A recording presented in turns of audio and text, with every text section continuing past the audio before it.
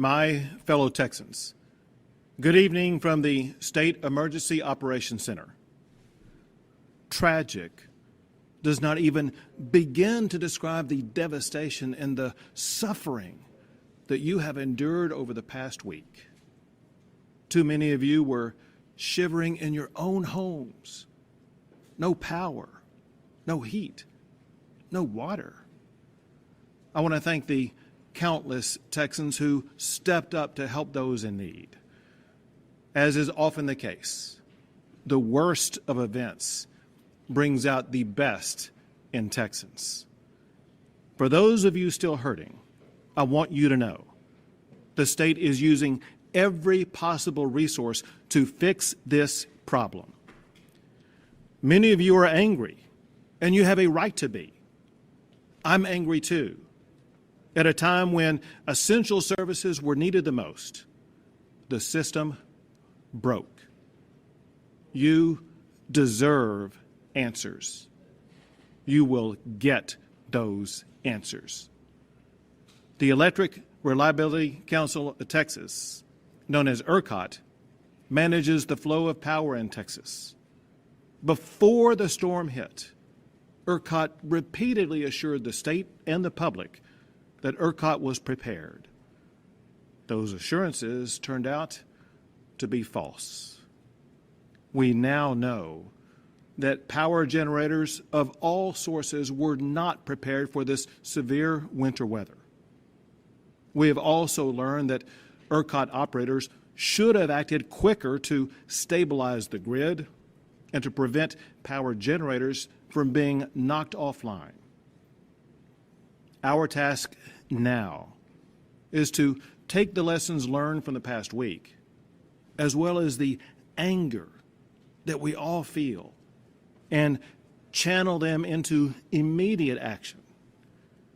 I made responding to this storm an emergency item this legislative session. I am already working on solutions with the Lieutenant Governor, the Speaker of the House, and the state legislature. First is protecting you. It is outrageous for residents to be saddled with skyrocketing power bills. The state is already investigating multiple electric providers about these spikes.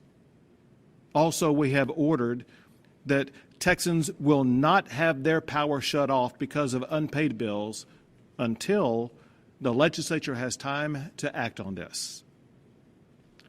Second, ERCOT must be overhauled. 5 ERCOT board members have already resigned, including the chair and the vice chair. But more must be done.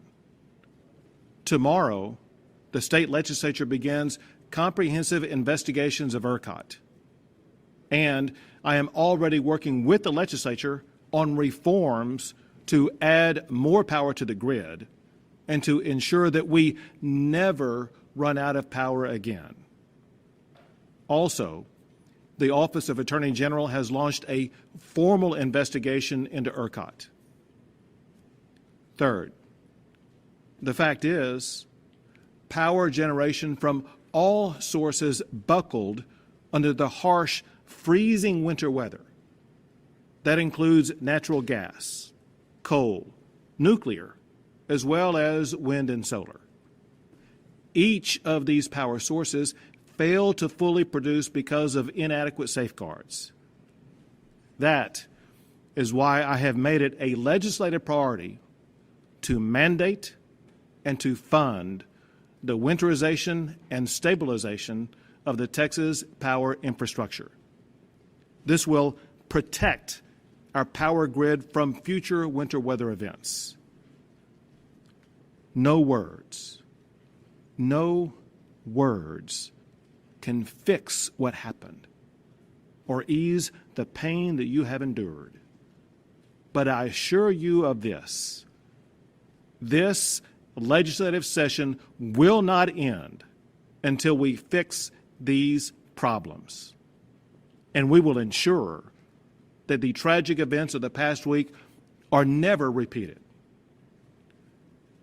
Your safety is my top concern. And I pray that God continues to bless you all.